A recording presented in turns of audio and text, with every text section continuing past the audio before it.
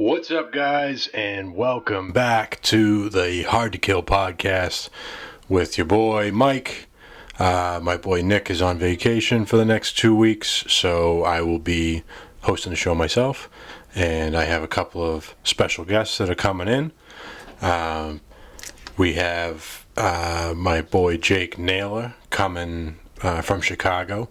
He'll be here tomorrow. He's going to interview with myself. Jake was a combat engineer with me in Afghanistan, a fellow IED guy. He's going to be staying with me for a couple of days. He's coming to see the Bears take on the Patriots. Most of you guys know I'm a Patriots season ticket holder. Jake is a diehard Bears fan, so we're going to the game together. And he's going to be on the podcast. We're going to shoot some footage. We're going to put together a real nice video. And that should be that will be our first flown-in guest. Traveling from Illinois to Massachusetts, and looking forward to it. I mean, I've put some rounds downrange with this guy, so it should be a good episode. Today we have a special guest. A guy who I know very well, a guy who Nick also knows very well. I'm sure he would have his own stories if he was here. But some people call him, he's the man of all nicknames. Some people call him Pete, some people call him Bob, Bobby Light, Roberto. He's got a little bit of everything, but I call him Dad. And today's guest is going to be my father. And he's going to talk a little bit about our experience of me going into the military, me being in, me getting out, and current day. And I'm happy to have him. I think you guys are really going to like this episode. I got nothing more to put to it. Here he is. And we're back. Like I said, I got a special guest for you guys today. My father. Pete Arbogast. Hey guys, I guess this was kind of like part 2 from the previous episode, right? Yeah. So you guys know a little bit of his background and you know how things go around here. We have some other exciting news in the episode before I get to our interview here. Our main sponsor, the guy who was first one to sponsor us ever, Uncle Donnie's Bear Soap, is live. He's live. He's selling. Yeah. You can go. I've yet to try it. So we got a couple samples here. He gave me a couple samples. This is like a... The color's kind of crazy. Smell that. It smells like licorice. It does. It looks like Play-Doh. I wouldn't eat it. I wouldn't eat it either. Well, I might try it. Well, yeah, if you were hungry enough, I guess. So he's got 3 different scents here he gave me to sample with. And this one's made with oatmeal. If you go to Uncle Donnie's Bear Soap on Facebook, if you can go to his webpage, but it's not full yet. Yeah. So it reroutes you to his Facebook page. If you go to Uncle Donnie's Bear Soap Facebook page, that's how you can purchase, and that's how you can see the process. Like, this is a buddy of mine who's literally processing this shit on his deck. Like he travels all throughout the U.S. to hunt these bears, and then he takes the fat and renders it to tallow, and the tallow to soap, and he sells the soap. It's crazy. Have you used it? Yeah, I've had a bar now. I was like the first. You were the guinea pig? Yeah. I was his test rat. He gave me a bar. He gave his brother Jake a bar, and a couple other guys, and I'm still on my first bar, and it smells great. Now, when you shower with that, and then you go on your rural mail route, are you concerned that wild animals are going to get the scent and come after you? If anything, they would get that scent and be scared because it comes from a bear, a real bear. True story. Real bear, like Corey actually or Donnie actually shot. Yeah, so look it up and try it. I'm going to see if I can weasel a free sample. Obviously, are these free? Yeah. Oh, I mean, I'll take one after. Yeah. Yeah, Uncle Donnie's Bear Soap on Facebook. So he worked out a different deal in the last episode. I said if you mentioned the podcast, he'd give you 5%. The bars are cheap, So 5% might have saved you 50 cents or a buck or whatever. Yeah. Instead, he's going to take 10% of every sale that if somebody mentions the podcast and donate it back to the show. Oh, that's so cool. we can upgrade a little bit of our equipment here. As you guys know, we've been trying to get the GoFundMe up there so we can blow up my pool table.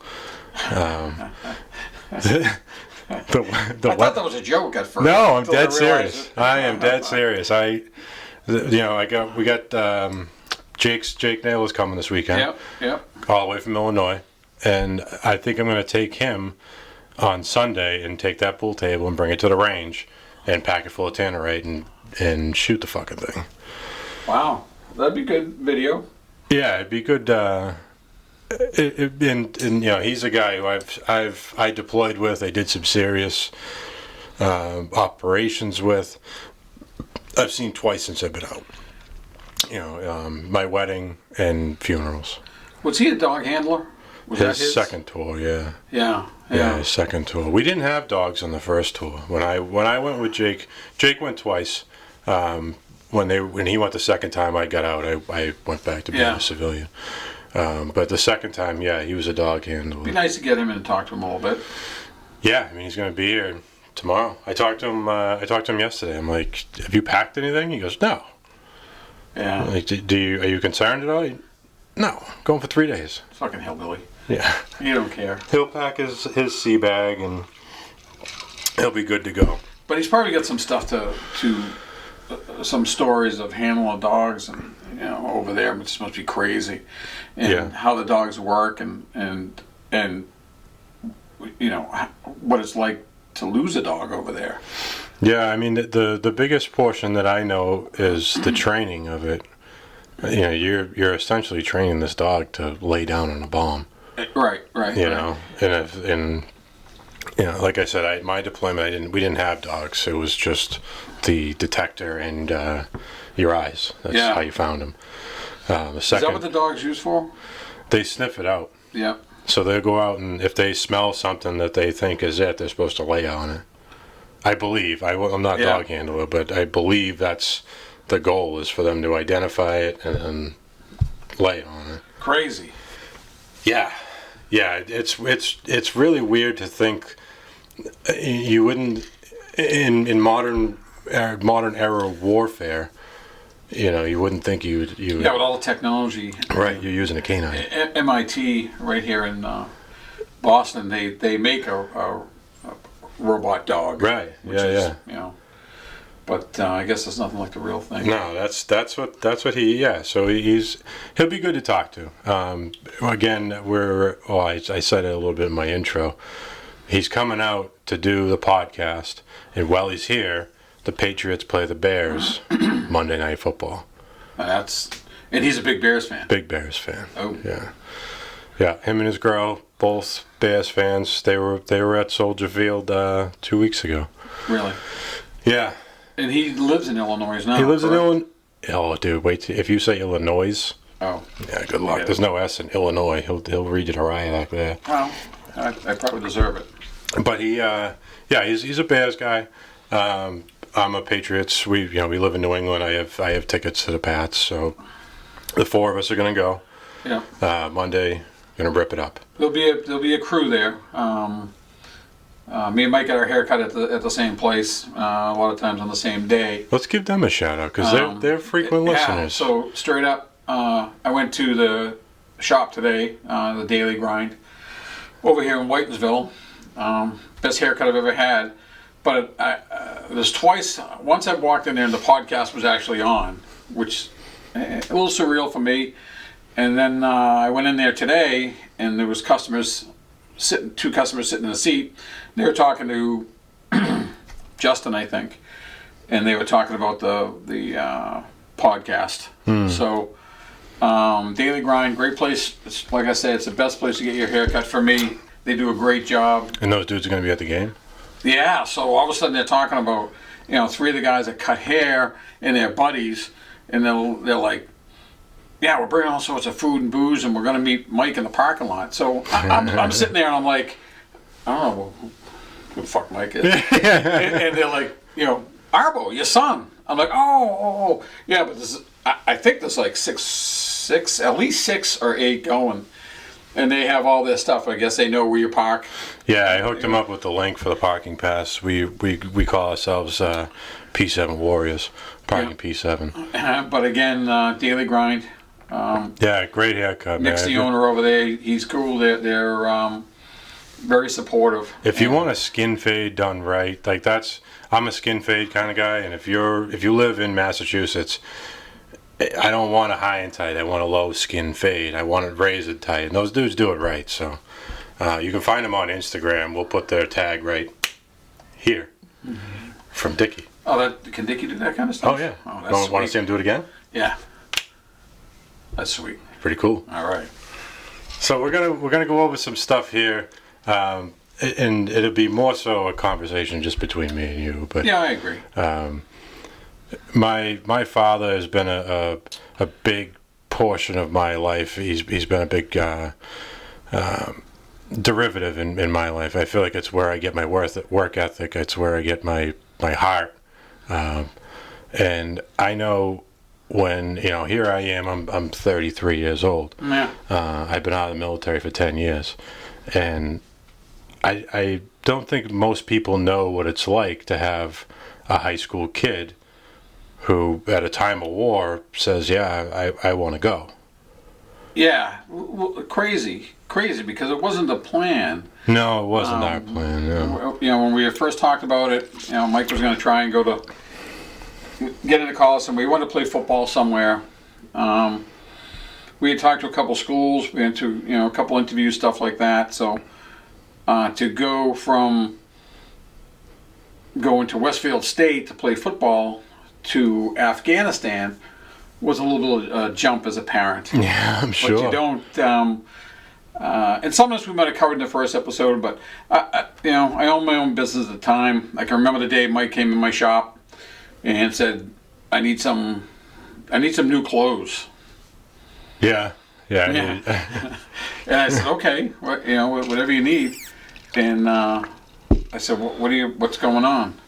And at first, because he was working for me, I thought that he was going to try to stick the knife in my back and go for a job interview somewhere, which wasn't the case. He came out and he said, "Well, I joined the Marine Corps," and that's where, for us, that's where the story starts. Yeah. I think in the first episode we had talked about Mike's situation with his mother and me trying to raise him and all that kind of stuff, but from here, I guess the story starts right after that. Do you remember we threw a going away party? Yeah. So I left for the Marine Corps 10 days exactly after I graduated. Yeah. So we had your graduation party and your going to the Marine Corps party. Yeah, same day. Yeah, same day. Which was it was actually pretty sad for 2 reasons. Number one, because Mike was leaving, and number two, they baited me into doing a keg stand. Which the handle of the trash barrel broke and sent me crashing to the ground. I was able to shake it off, but dude, you hit. Yeah, everybody was doing keg stands, and then I'm like, we got to get Bobby Light in there. Yeah, we lifted him up, and the fucking handle of the trash can that the keg's in, full of ice, snaps. Yeah, and fucking ass over tea kettle, he goes into the garage wall. Bang! And the other host, Nick Arcadi, he was right there. And I just remember I'm looking up and my neck hurts, and he goes, "That was so fucking awesome." I'm like, I just want to go inside. I've had enough. I'm done. Let the guys do what they did. But it was a good time. I think, pretty sure it was the next day I took you to Milford, right? Yeah. We went to Milford to get dropped off there. I think we picked Nick up. In Mendon, then we went to Milford, get dropped off at the recruiting station, and that was it. It was all right, Dad. I'll see you in a little bit. Yeah. Actually, I didn't hear from you for a while. I think the first phone call. I called when I got there. Yeah. Remember, I had left a voicemail. I had to read it off the fucking sheet.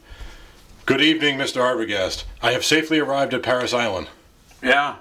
I will be in touch within a few weeks." Right, exactly. And, the phone call's not meant to. You're not supposed to respond, right? As a parent, you're not going to go. It comes from unknown number. There's no return number. Right. So it's not like I say, okay, keep your socks dry and brush your teeth. Right. It was nothing like that. As a matter of fact, it was when it came to me, it was a voicemail. Yeah. But apparently arrived safely. Right. Yeah. So I made it. I touched down there. Obviously at Paris Island there's not a lot of communication. Yeah. But you knew when I was graduating, and you got to come down for the graduation. I did. That was cool. That was great, and it was kind of weird because we're a tight knit family, and for some reason all my sisters went with me. So I have those guys down at Paris Island. We went down to pick up your Marine, and it's just sitting in the auditorium, and they tell you that they've taken your son and pretty much turned him into a killing machine, and that might be verbatim, that's what they come out and tell you. Yeah. And then, as you finally get your son back, and you give him a hug, and he's very rigid and stiff, and and I got my sisters there, and then we toured the barracks. And I remember looking at your canteen. It was like from 1983 or something. I'm like, same shit. And one of my sisters, my sister Mary, she was kind of looking at one of the DIs over there, and this guy was just a bad man. I can't remember. Staff Sergeant Chambers. I believe that was him. Garrett Chambers. And I remember her saying to you, "I think I'll go over and talk to him." Yeah, she wanted me to take my picture with him. Yeah. I'm like, no, I don't want to. I don't even want to look at that guy. Right. This guy almost killed me. Yeah. I don't even want to be in the same fucking state with him. Like he was but he made Marines. That's what his job was. He did. Now, obviously, he was a decorated combat vet. Oh yeah. Chambers is and me and Nick have talked to him. Really? Yeah. He runs a deer camp down in Georgia. Hunting whitetail. He's got like 60 acres, and they have stands all out there. And every morning he goes out in the side by side and fills the feeder and shit. And that's what he does for a living now. But he was the baddest Marine I've ever seen. Listen, I didn't say two words to him because I was intimidated by him. But you could tell right up front that he was just a hardened nose. Yeah, you look at his face. I mean, he'd been around. Yeah, and he was. I feel like that's a man it's an influential man that probably changed my life. I'm sure he did. I feel like that guy knew how to push you and get every last ounce out of you. Right. He knew you could go further when you didn't think you could. Yeah, and he got it out. Yeah, it was cool. We got a tour of the base, and some of the weird stuff that struck me as odd was number one. They said when you get your Marine home, that they haven't had alcohol or anything like that, so you or driven, so you got to kind of watch what you watch how you handle. 13 weeks they've been locked down. Yeah. And the other thing I noticed, like when we walked out onto the main, we'll call it the campus, that all these recruits, all these Marines they'd square off every corner when walking. They would never cut across the grass. No. You know what I mean? And so, as far as this section, when I sent him down to boot camp, he went as a immature, goofy kid. Right.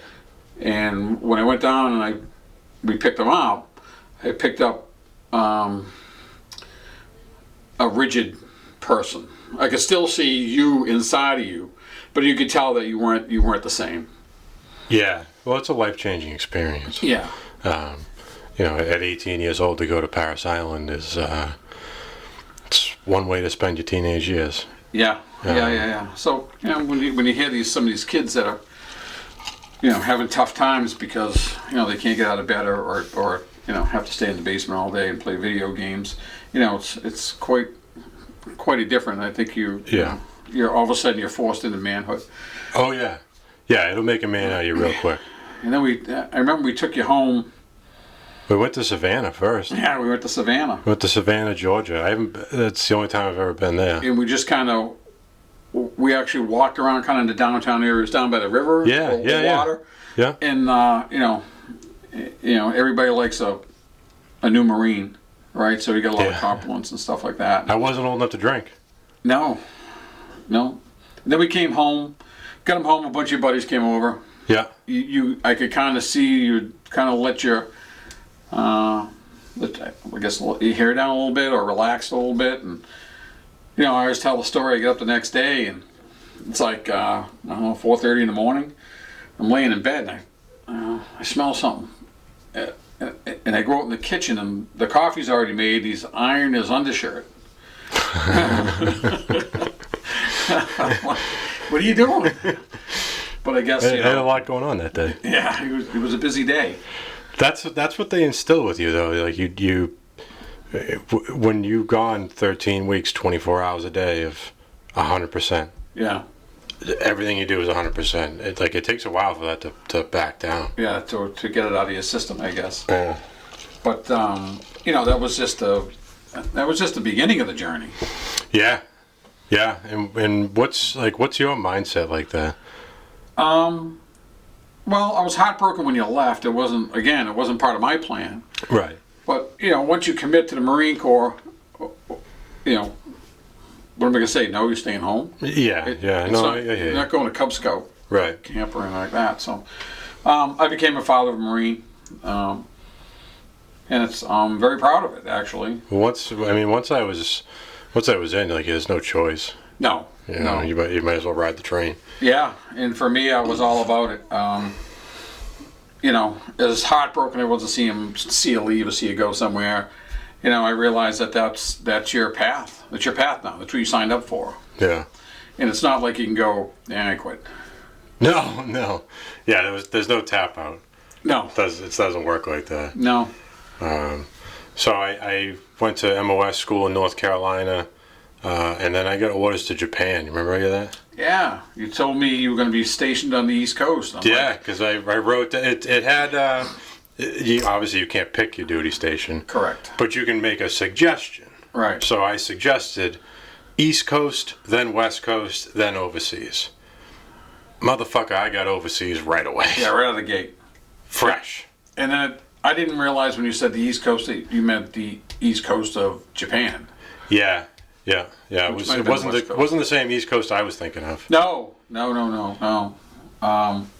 So again, that was like all of a sudden, he was gone for 13 weeks, then he's back, and then he's gone. He's off to Japan, and again, as a parent, it's just tough. It's really tough. You take him to the airport, you cry a lot. He goes through security. You kind of suck it up on the way home and know that he's going off on his thing, and I have to do what I have to do to maintain what, because here my life goes on. I still have a business around the family and blah blah blah blah blah. Yeah, so. I've never really looked at it from that side, from like your side. I've always looked at it as like, all right, I gotta go back, I gotta go train, I gotta, I'm on duty, I got this, that, and the other thing to do. But most of those times, I walk through the gates and I don't know the next time I'm coming home. Yeah. I don't know the next time I have leave or. Nope. It's either it could be a couple of years, could be a couple months. And the uncertainty must drive you nuts. Oh, it does. It makes you crazy. And and we'll get into it. But even when you went to Okinawa, I heard from you sporadic here and there, and even when you went over, when you went to Afghanistan, it was it was weird because you always think of people watching. Because they didn't hear from you. I always think of people watching TV to see what's going on in the war. And all of a sudden one day I realized, that's me. I'm watching the fucking nightly news to see what's going on over there. And one thing... That's so weird. Yeah. And one thing about Mike never told me what he did over there. He never told me. I mean, I found out more now as time goes by. But, I don't know. He could have been sitting in the barracks over there. I don't know what he was doing. Yeah. Well, come to find out, he was up to a lot, right? Yeah. Yeah, I didn't want to tell anyone back here what my job was because that's just putting more stress on everyone else. Yeah. You know, I should have told people I was a chef. Yeah, I know. That would have been all right. Right. It would have made me relax a little bit. Yeah. But anytime, you know, your son's away from home and you know, in the back of your mind, you know, going to Afghanistan isn't, you know, they're not going over there to quiet rioters. Right. Or tame a crowd down. So they're over there to do bad stuff. But it's all part of the gig. It's all part of the ride. Yeah. Yeah. So I was in Okinawa for a couple of years. And Okinawa was an experience in itself. But I remember getting orders to California. And I remember getting, like, the day I got orders, they were like, you're going to 3rd CEB Division, 29 Palms, California. And I was like, fucking right! California? I'd never been to California. California sounds fucking awesome, right? Yeah. 29 Palms is in the middle of the Joshua Tree Desert. It's not the... granted, we made the best of it, but... Yeah, we did. I thought I thought I was going to, like, San Diego, and I definitely wasn't. No. So I remember, but I do remember calling home and being like, Dad, I got new orders. I'm going to California. They're like, great. You coming home first? I said, yeah, I got 30 days. So I'm going to come home, and then we're going to drive cross country. That was all about it. It was great. I can remember being, like, the third week I was home, you coming out and looking at me and be like, shouldn't you be, like, going for a run or something? Yeah. Because I did nothing but just booze and party for those. Yeah. You know, I had been over in Okinawa away from anybody from home for over a year, and you come home and it's like, I have the next 30 days to do whatever the fuck I want. Right. And yeah, I was all when I remember when checking in, the fucking first sergeant being like, "Does that jacket get any tighter?" Well, you did. We kind of lived it up when you came home, and kinda. You know, and we knew what our plan was, and we were going to drive. I was going to take some time off of work, and we were going to drive cross country, and that's exactly what we did. And I always tell everybody, you know, those are times in your life you'll never forget. You'll never forget it. But you know that whole ride out there, and I'm sure there's plenty of parents with kids in the service, and you got to see them go. But as much as that, I love that ride out there. I knew I was flying home alone, right? Yeah. It's a one-way deal. So as we do this now, when I sent you when you went to Japan, I was saying, you know, they're not going over there they're going over there to train. Right. When you said you're going to Afghanistan, you know, in a time of war, that it's just a completely different mindset. So in the back of my mind, we went out there and, like I said, we had a great trip. Yeah, we took like 4 or 5. Well, it was 5 because I bought a motorcycle towards the end. Yeah, we had to do that. But we took our time going across, and again, that's another thing I never thought of. Like, from your perspective, you're driving across country with your son, and you know he's going to a war zone. Right. The whole time. The whole time. And it's like, as much as you try and enjoy the ride, and we had, like I said, we had a great trip. We made a lot of cool stops. Yeah. For some reason you felt you need to buy a motorcycle halfway or 2/3 across the country. Yeah, why not? But best bikes to buy in Arizona. Yeah. It was great. It was good times. We snuck it right, we put it right in the hotel room, as a matter of fact. But, you know, in the back of your mind, you know, I knew I was flying home alone. And I knew that was probably the first time in my life that I thought, I might never see him again. Yeah. Might never see him again. That's deep. That is deep. That's because a lot of people don't realize, like, you especially your child. Yeah. My only child. Right, yeah. So, you know, the flight home is horrible, and you get back home, and again, Mike goes into his mode, you know, his training mode, and I go back to my daily life. But it's never something that leaves your mind. It's never like 3 days go by and you go, I wonder what Mike's doing. That's something you think about every day. Yeah. And it just never goes away. I think it makes you a stronger person mentally because you're forced to deal with it. Right. And then did you come home right before you went to Afghanistan? Or did you go? Yeah, like 2 weeks before. Yeah. So you came back home. It was a short trip. I think it was like 5 days. Yeah. He came home. Yep, it was 5 days, and again, again it was another trip to the airport, right? And unfortunately for us, or unfortunately for us, we're never on time. So it was never like, let's get to the airport, hang around. Let's get to the airport, pull up front, take your bags out, tell the statey that my kid's leaving for Afghanistan. They're like, fucking leave the car there. Whatever you got to do, whatever. Yeah. Go in, watch him go through security, get in the car. I remember the day I left. I remember the day leaving Boston to go back to California to go over. And pulling up, and the statey was like, you can't park here. My father gets out of the car. He goes, my kid's going to Afghanistan. I'll leave it here. The guy's like, all right, go ahead. Yeah. Do what you got to do. I grabbed my sea bag and my backpack out of the back of the truck and into the airport we went, just in like the doorway there. And regular civilians looking around, I don't know if they knew what the impact was, but I know a lot of people were staring at us. Yeah.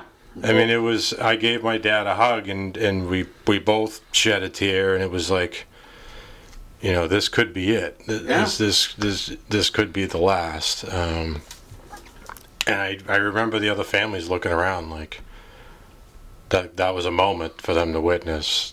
But to us, it was reality. Yeah, it was reality. To them, it's something that you hear about in a country song. Yeah. To us, it's life and death. Right. And anytime your kid leaves, I mean, your kid could go to college on the West Coast. I mean, it's sad. Yeah. But when you know that, the next thing you could get is, somebody dropping a flag off at your door for your son that was, killed in action. Is a tough thought, and there's a lot of people out there, a lot of parents that go through it. Yeah. But it's all part of life, I guess it's part of your journey, I guess. It is. So I went back to California, linked back up with my unit, and then we left 29, went to Camp Pendleton, was attached to 2nd Marine, 4th Battalion, and we were their engineer support unit. Excuse me. So we're the sweepers for this unit. Was that your sole job? That was it. Yeah, sweeping and breaching. Yeah.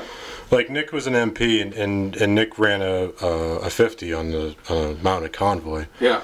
And I was a ground guy, and all I did was sweep. I wasn't a machine gunner. I wasn't a sniper. That was my job, was to find the IEDs or to clear the if I think something's rigged and blown in place. Yeah.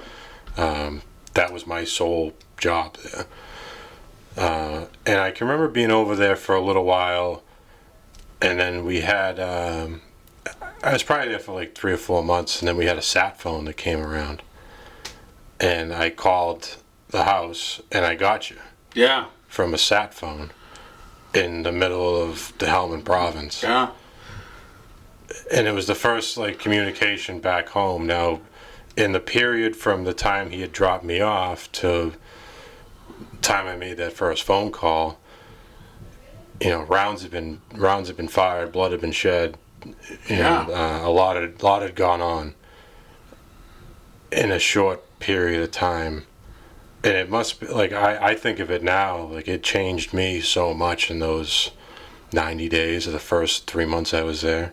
Yeah, I can't imagine. I do remember getting that phone call, and you telling me where you were.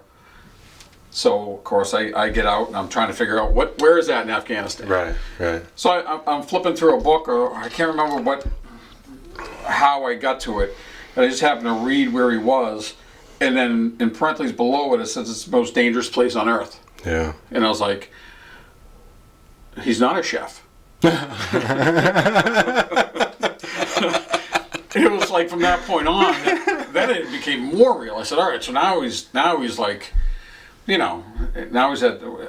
the foot of the mountains. I'm not quite sure where it is. You're in the valley. Yeah, but and I just happened to read it's the most dangerous place on earth. I'm like, wow.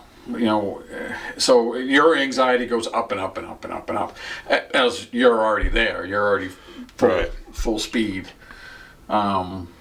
It's interesting to me because I lived the first-hand experience, but now that I've been a civilian for a little while, like I couldn't imagine not knowing. Yeah. And after you look up the area that we're in, and you're watching the news and you're seeing what's going on there, and to not know every day, like where you are, kept you up. Yeah, because you literally watch the fucking TV. And that's the age before internet was really huge, whatever. Right. So you're watching the news, trying to, I don't know what you're expecting to see. The only thing you didn't want to see. That's my next question. When you watch that, you're just watching it, hoping you don't see my name or somebody else's name, or anybody's name, or that there was massive casualties, or anything like that. You just kind of watch the news. I don't know what I was hoping for you to fucking drive by the camera and wave or something. I don't know. But that's all you had. That's all, and when I got that phone call from you, it was like 30 seconds of relief, right? Right. And then when you hang up and you know where he is, then you go back to your everyday life with that in the back of your mind. So, you just kind of grind along. And for a lot of these guys, parents out there, I know that feeling. The feeling's terrible. Yeah. It's terrible. And I have the ultimate respect for all military. But if your kid's in the Coast Guard working off a ship in Boston Harbor, it's pretty cool, right? I mean, not too much to worry about there. Right. When your kid calls and tells you, he's in one of the worst belts on earth, it's wow. So yeah, a lot of anxiety, that now that I know, I thought I would have found a way to reach out to other people. So how you feeling? How you doing? You know what I mean? Right. But it didn't. So you kind of just take all that in, and it's your own little nightmare, I guess. Whatever you want to call it, But you get through it. Yeah. Yeah. You remember I called to tell you I was coming home? Yeah. Or coming back to the U.S.? Yeah. It was very exciting. That must be a fucking deep relief. Yeah. And then it's just like, just get them on the plane. Just get them out of there, Right. I think they probably bring you in and kind of wind you down a little bit before they send you home. Not quite. not quite. No, they we knew we were due for rotation. Yeah. So the new unit comes in, you operate in the field with those guys for like a week, show them the AOs, tell them where the hot spots are. Right. Tell them your experience over the past 6 months, so they know or past 9 months, whatever, so they know what to expect. Is it like a formal briefing, or is it like, hey, don't go over there? Dad, you've met my Marine friends. Like, there's no PowerPoint. No. We're gonna walk a patrol together. I'm gonna be like, yeah, we Abu Dhabi fucking blew his head off right there. Yeah. This is where the fucking the guy was making opioid or opium. Yeah. I tell you where the fucking village elders are, like what areas are safe, what aren't. And then they send us back to Leatherneck, which is like, it's a base that has like everything. They have internet, they have fucking food, they have a PX. You must have been like, what? They have a gym, like a real gym. Yeah, it was none of that where I was. Yeah. Sometimes if we were ever in Musa Kela for a few days, they had like buckets they had filled with concrete with bars in them. Yeah. And you could kind of work out with that. Yeah, yeah. But we were only ever there to resupply on explosives and ammo, and then they sent you fucking back. So you never spent a long time on a base? No, most of it was out on the ground. Yeah. Out in the field, out in. Just come in to reload. Up. Yeah. And if you had a few days, you could pull into a fob that maybe had a shower unit. Yeah. That's huge. They check in on you and stuff. They make sure you're all right. They, make sure you're. Who? anybody to make sure that you've come into the base and to make sure that you're not out of your mind or operating unstable. What is it? No. No, they bring you back in, and well, not that they don't even bring you back in. Like it's if you have an operation or if you're doing an organized operation, like you have a plan. So these missions are laid out in like the temporary fob or wherever the fuck you're operating out of. Your missions will be laid out, and you'll have a briefing. And then it's almost like a football huddle, like ready, and all the different elements go to their own setups and they fucking execute. And if they told you it was a 3-day operation, it turns into a 3-week operation. It is what it is. Like you're there to fight. Yeah. It's not like you go and you get some resistance. You're like, let's go back to the fob. Yeah. No, now we've got a little resistance. Now the boys are like, all right, come on. Yeah. Give me some more. So that's how that goes. But coming, like I remember them telling us like our replacement unit had arrived at Leatherneck. And that means they're still days away from getting to us. Yeah. But just hearing that they were like here. Yeah. We did have a replacement coming. Was relieving. Right. And now you just don't want to be a casualty on your way out. That's it, dude. That's it. Like, in the last three weeks to a month, it's like I'm taking no chances. I've made it this far. Right. I've survived this amount of stuff. I'm not fucking. I ain't kicking that door. Yeah. If it takes me an extra 10 minutes to sweep this alley, it takes me an extra 10 minutes. Yeah. We're not in a rush. You know what I mean? We've come this close to bringing guys home. I'm not willing to lose one right now. No, not at all. And that's got to be the worst way to go. Was like, in the last 30 days. Your papers are done. You're going home, and something happens to you tragically, and again, you're so close to home. Right. Yeah. But it was good. It was good to hear. Oh, he's coming home. I just remember like, all right, I'll feel better when he lands, right? And I think I had talked to you. I think he might have called me from Germany, Ireland. I don't know, somewhere. Ireland, probably over there. Yeah. And, they made plans to go out and meet him when he got back. And and tell me if I get off base, but. I know in the intro you hear that story where there's a fat guy out there handing beers. Well, it wasn't that fat back then, by the way. Oh, no. All right, it might have been. But that's a straight up true story, and I'll never forget it.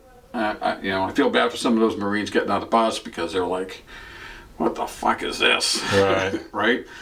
And you notice a lot of guys get off that bus and there is no family there. Yeah, there's nobody there. They get their bags and just go back to the barracks. Yeah, that's There's no one to welcome them. Crazy. Because I will say, I couldn't tell you. I got to be honest, dude. That's probably 75% of the Marines that come back. Yeah. There's no family waiting for them.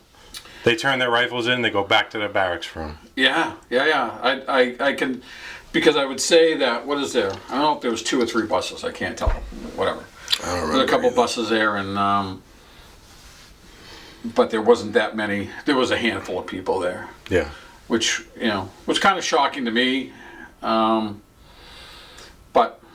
we're not all the same, right? People, different dynamics, but I wouldn't have missed it for the world. I couldn't wait. Yeah. It was just what you do. Yeah, and I remember like looking forward to just being able to see somebody I knew from home. Yeah. It had been so long I had just changed so much as a person in that 7-month period that any sense of normalcy or of home life, I couldn't wait to experience. Yeah. And it was weird. It was weird because, at that time, if you watch the first episode, personally, my business was in the toilet, and, my marriage was on the rocks, and and like I told you before, my kid was away. And I'd talk to Mike on the phone. He'd call me and like, how you doing? I'd be like, all right. And he's like, just tell me how you doing. Yeah. Right? And Yeah, no, you don't have to lie to me. we never held any secrets from him. I said, oh, I'm struggling, blah, blah, blah, blah, blah. I'm behind on everything. And he's like, well, I'm coming home. We'll get home. We're going to straighten things out. Yeah. And we did. We did. But it was just what I sent to the Marine Corps. It's not what I got back. No. What I sent overseas. And when I say what I sent, like you're a puppy or something. No, I get. You know what I mean. I get your reference. But yeah. It's like I sent a wide-eyed kid to the Marine Corps, and what I got back in the end was not what I expected. I guess I did expect that things would have changed for you. I mean, it's definitely changed you as a person, Yeah. right? Oh yeah. So it's made you a strong-willed person. But I think of the damage that was done, and and the struggles you have today, and it's like, I guess when you sign up, that's what you get, right? I mean, It's not what I bargained for. But No, I mean, I wouldn't change it.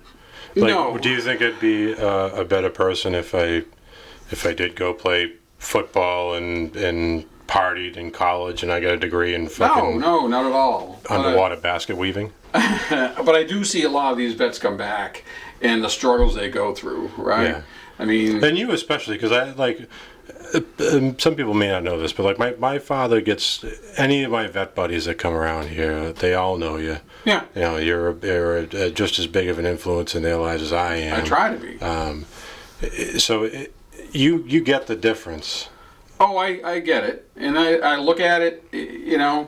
I mean, a couple of stats. The government says that 17 veterans a day kill themselves. 22. So, yeah. It's actually, and they think that from the 22 that the numbers actually doubled if they really took a good hard look at it.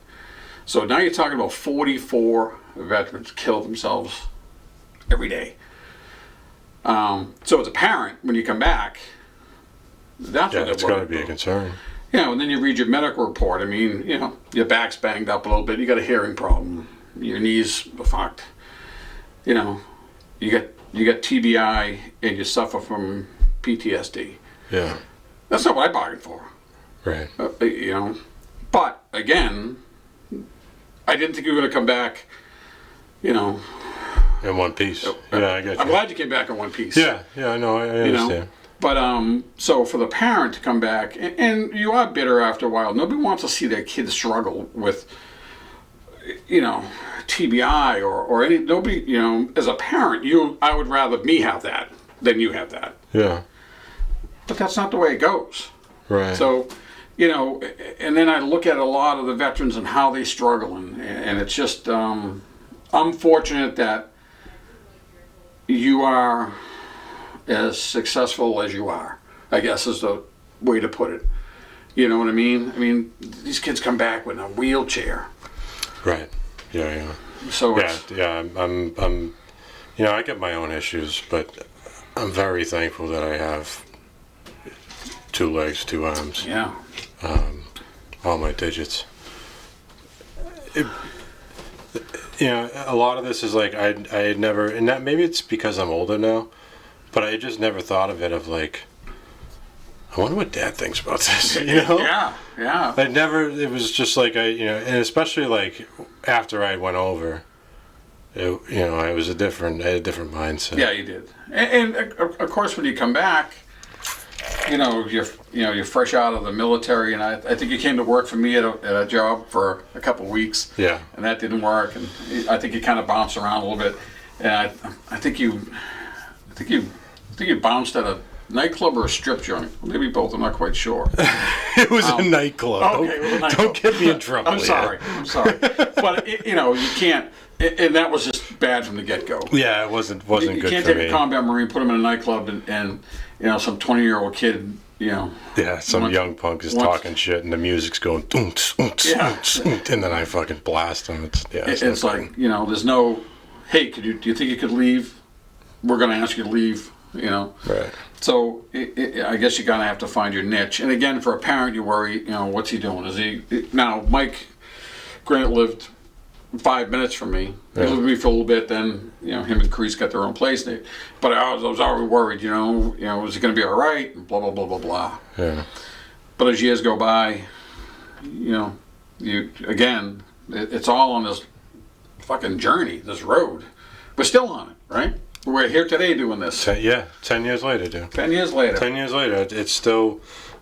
Excuse me. It just goes to show, like, this shit never goes away. If you're a vet that's listening to this, that thinks that they're going to be able to process your own PTSD over time, I'm here to tell you, you're not. And I don't mean that in a bad way. I mean that, like, cut the fucking tie of trying to put shit away and deal with it now. Yeah. I waited how many years too long? I mean, you know, and especially, like, you've seen me through the highs and lows of being readapted to civilian life. I mean, I went from, like, a trained killer, a trained fucking explosive expert, to working in a wood shop, all in like 4 months. Yeah, it just wasn't. Like, imagine taking your mindset from kill to building fucking vanities. Yeah, the transition has to be for you. I mean, for me, I was just glad to have you home. Yeah. So, you were glad you had somebody to ride to work with. Yeah, I was gonna say that. and it's funny because I had that Explorer with no heat. Yeah. And we'd get in the car to drive to Worcester, and so it didn't really have heat. And I remember we're getting on 146 on the highway to go to work, and Mike's fucking scraping the inside of the windshield. It was frosted over. Yeah. I'm like, hey, scrape my side. But again, you do what you got to do. But for me, I was just glad to have you home, right? So I'd do anything you want. And when you get home, I'm sure you want a little bit of space, but as a parent, I want to be right next to you, right? Yeah. It just makes for some, again, crazy times. But we could see that wasn't going to be the route for you, working in the wood shop. No. It was, that wasn't going to work out. And I've had a bunch of. I really shouldn't say that. I eventually went into business for myself. Right. And I did that for about 6 years, and I was done. Yeah. And a lot of it, I think, with my company, I was trying to recreate a bond that I didn't have anymore. Yeah. A relationship that I didn't have anymore. I didn't have a squad anymore. Right. You know what I mean? Like, I didn't have 5 other dudes that I operated with, I ate with, I slept with, I breathed with, And I think I tried to build that a little bit with my company. And it's not the same. No, it's going to sweep through a town and putting a bunch of C4 on a door with a bunch of guys that you'd lay your life down. Yeah. Is a little bit different than getting on a roof and installing solar panels. Yeah. And you buy them lunch. Yeah. Yeah. Right. So. But I did it though. I tried to recreate that camaraderie. Yeah. Because that's what I missed. Yeah. And I still think to this day that's what I miss. The camaraderie of. Because when you bang something out with somebody, you do some shit with somebody. It's a relationship that you never lose. Like, I never forget that stuff. But I don't know how you ever recreate it. I don't. I've been trying for a long time. Yeah. Man. You'll never recreate that bond. I don't see how you can. But you and Nick are really tight. Jake Neal are coming to town tomorrow. Is awesome. Awesome. I think for you and for him, he's another. I've met him a few times. I feel like I'm a lot closer to him than I've actually been around him. Yeah. Right. He's just a straight up solid Marine. Yeah. I hope you guys get to talk to him. Get him on the podcast. I'm going to pick him up tomorrow, so we're gonna shoot some footage. Great. It'll be a good episode. So, in my current day, you know, here we are 10 years later, and I still, like, you still must have that anxiety, because I know I have it about my own life, like, to know, or to think, like, what's he doing? Yeah, I do. You know, what's he going through? And so as a parent, do you think, if I was a parent of a college kid that was going through life and struggling a little bit, you'd be like, all right, well, you know, he'll work it out. But as a parent of a combat vet that's been through and has what you have, yeah, it's a daily, you know, you can watch some of these football programs and see some of these guys that have suffered from brain injuries, and, you know, what's going on, and blah, blah, blah, blah, blah. So at my age, I worry about it all the time. But I also think that's what draws me and Mike close together also, right? So, you know, we always want the best for each other, but, you know, I'll always worry about your health, you know? Yeah. And, you know, again, it goes back to, you know, are these veterans being cared for? Are they getting the best health care that possible, you know? And this may get political, and Mike, you can tell me to shut up whatever you want, but I just happened to see something on the news about these illegal immigrants coming to New York. I don't know if you've seen it. So they set up these tents, Mike, and they're fucking beautiful. Cots all the way down, all bathrooms, all just walls of laundry for them to do their laundry in. And then like a whole row of just Xbox, things to play Xbox. If you see it, if you guys can see it, I saw it on TV, I was like, this is fucking crazy. And you know what their biggest problem is now? They got all these people in there, illegal, right? They got, you know, they get the cell phones and money. Their biggest problem is now is the homeless and the homeless vets that are hanging around these places. And now they're trying to shoo them away. They're trying to shoo away the homeless people and the homeless vets because they have the illegal immigrants who have these places. What? Yes. Yeah. If I didn't see it on TV, and believe me, I don't believe anything that's on TV. Right. But this was, you know, they're in New York in these massive tents, and they're loaded with everything. The beds are beautiful. It shows all the linen all folded up. A row of washer dryers for them to do the laundry. A row of Xbox from the play. All refrigerated. All the food. And you get vets that are homeless. You got a vet that's gonna. You got a vet that's gonna shoot himself in the head in the parking lot of a VA hospital because that's his only way out, and he's gonna make a statement. For me, I watched it and I watched it with my wife, and I was pointing out to her. I said, "This is crazy. I almost can't believe it." Right. And their biggest problem is keeping the homeless and the homeless vets away from that area. I just don't get it. No, I don't seem to understand that. But that goes off on a whole different, you know. You're going to send another $12 billion to the Ukraine, but you can't feed your vets. Right. Midterms are coming up, people vote. Yeah, no shit, man. But we try to, I try to keep it light. There's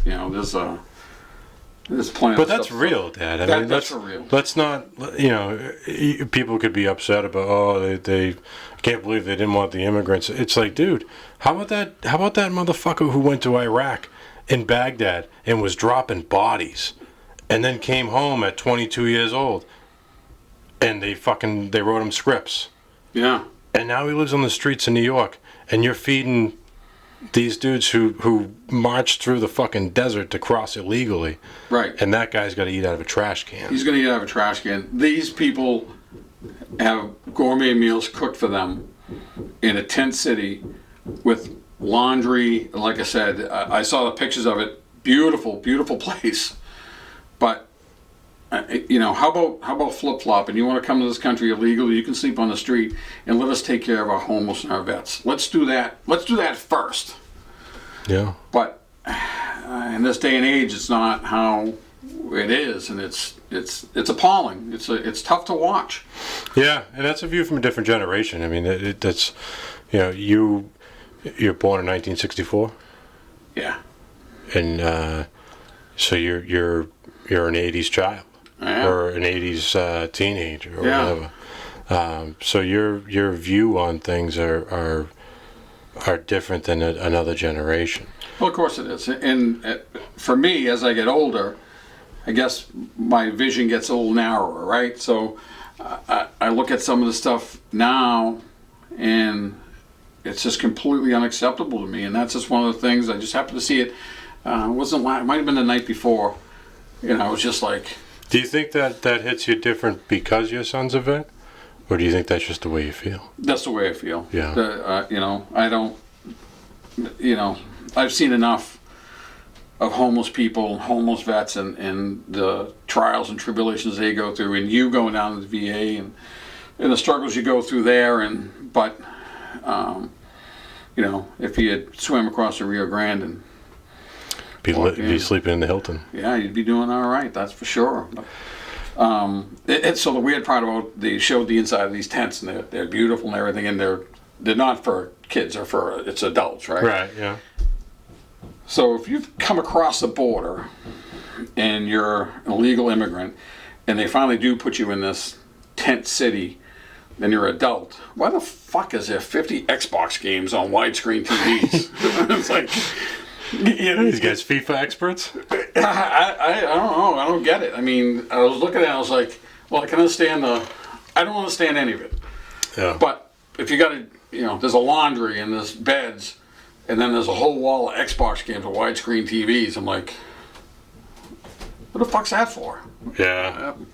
Weird. Again, crazy stuff. What else you got on your list over there? Oh, I got a bunch of weird stuff. Hit me. So, the other thing is, me and Mike are in the same fantasy football league. Oh. And Did you hear? Maybe you didn't listen to the last episode, but I talked about me playing recreational sports because I play horseshoes. Apparently, fantasy football is not a recreational sport. No, there's no contact involved. So I don't know how that works. But so we got a little text line that we go on and blah blah blah blah blah, and Mike puts a thing on there. And he says, my father didn't. He started a player that wasn't playing, and my response was, I don't need all my players to beat you. And I was up by 45 points, and you beat me by fucking 10. Don't ever forget it. Yeah, I can't. I can't forget it. And so I was just kind of waiting for them to kind of jump all over me on that stuff, but. I will say that when Mike was away, again, I had a lot of stuff going on. I'd go down to the Potbelly Pub over there in Millville, swing in there, see Kim. Dude, so before, not to cut you off, but when I had the sat phone, I knew the old house number, 883-6937, and if no one answered there, I knew to call the bar. Right. So I would call the pub from, Nalzad, wherever in the Hellman. I'd call the pub landline, and Chris McManus would answer, or Kimmy would answer. Kimmy would answer. And I'd say, is Pete there? Pete who? Like, Pete A, my dad. My dad's there. Oh, yeah, hold on. Hey, Pete, it's your son.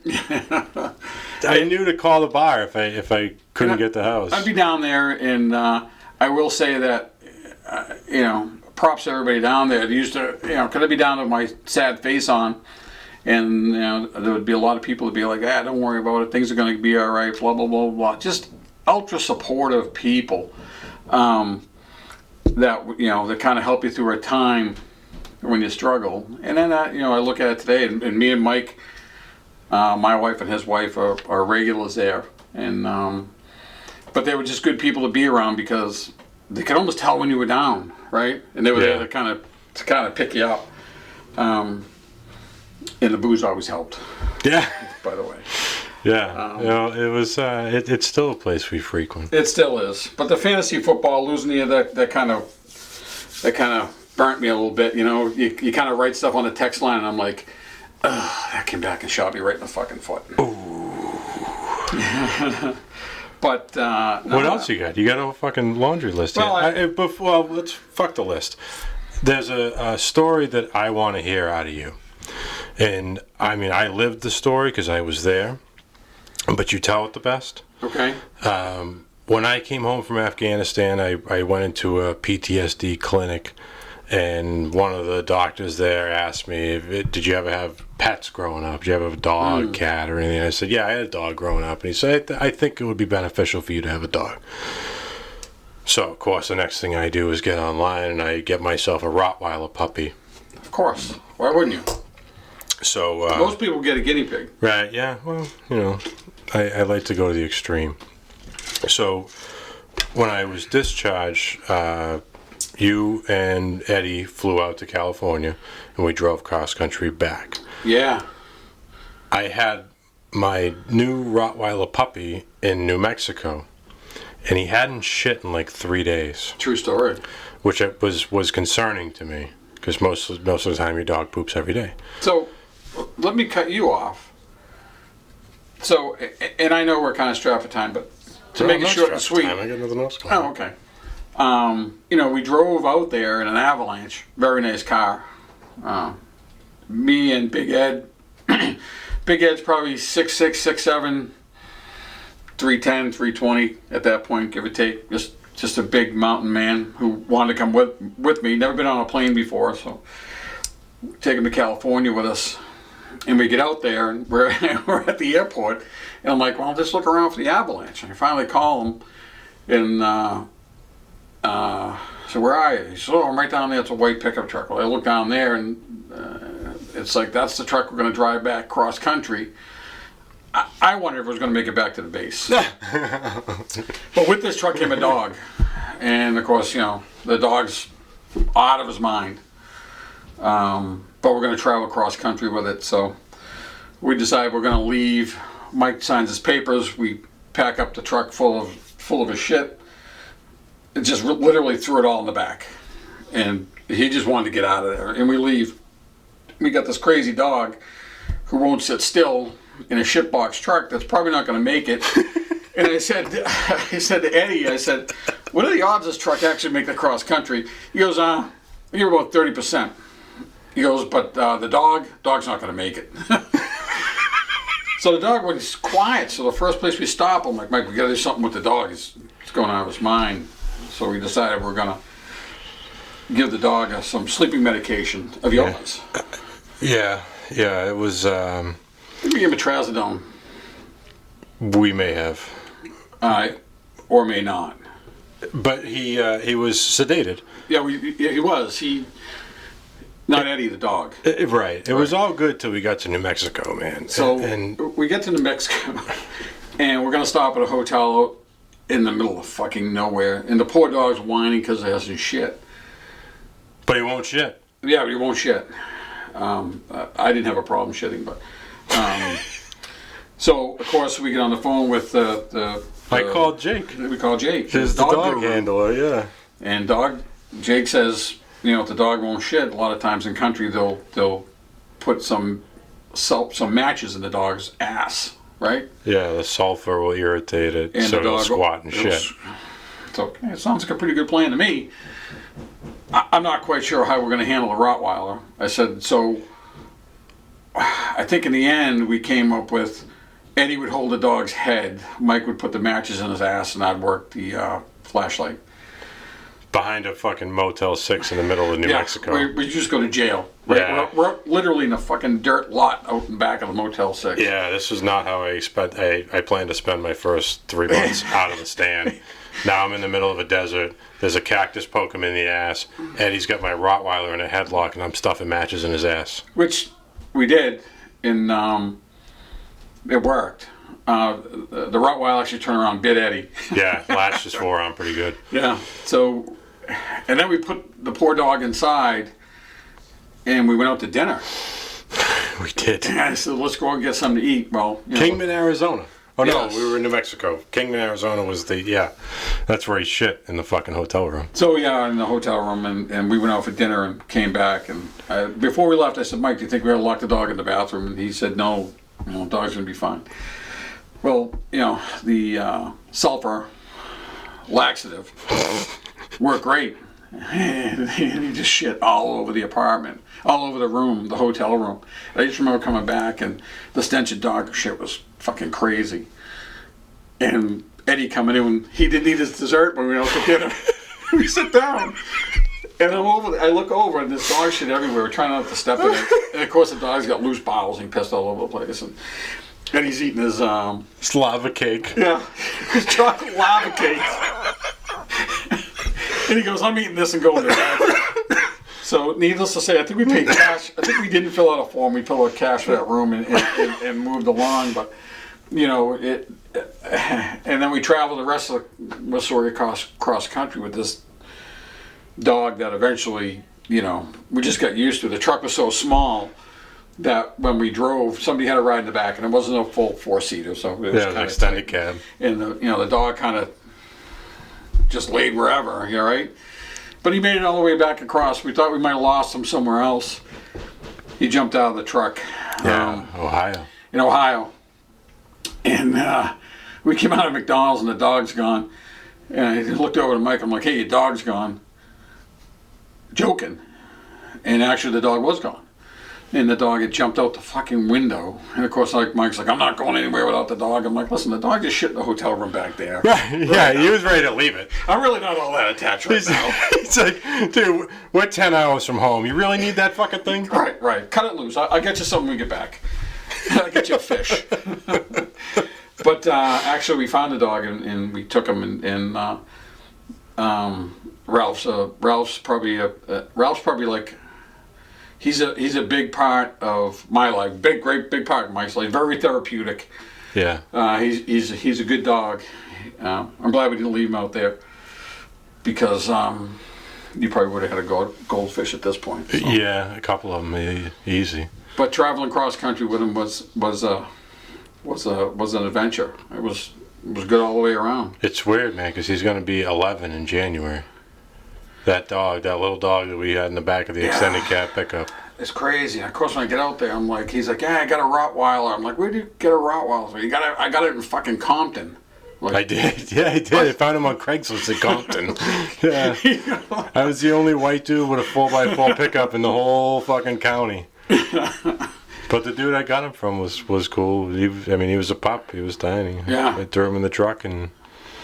He's upstairs above the studio right now. He's 11. He's old. Yeah, we call him the walking area rug. He just kind of gets up, walks around, lays down. But you know, he made it all the way back, and you know, and so you know, we kind of look at things now. For us, Mike's got a good job. He's married. You know, he's got a great wife. He's got a house. Yeah. And I wish all that for the vets. I wish all that. Those guys have earned it. They've earned everything that's coming to them. And I can't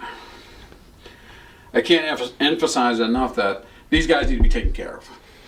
Yeah, and there's how many you know most of my military friends. Mm-hmm.